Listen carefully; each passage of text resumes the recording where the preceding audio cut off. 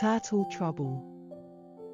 Mom asked me, why is the floor in my room all wet? I don't know, I said.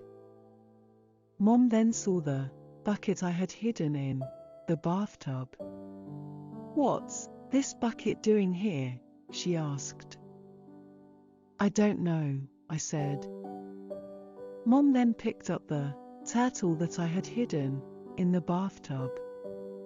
And what's this turtle doing here? She asked. I don't know, I said. Buckets and turtles don't just get in my bathtub on their own, said Mom.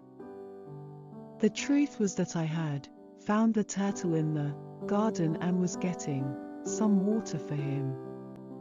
Then I spilled the water all over the floor. I don't want any more timeouts. I don't want Mom to be upset.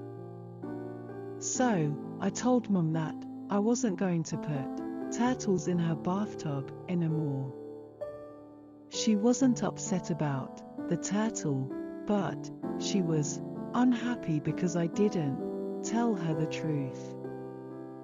I would have helped to take care of the turtle, said Mom. Think, oh, I get it. Telling the truth works much better than lying. I'll try that the next time.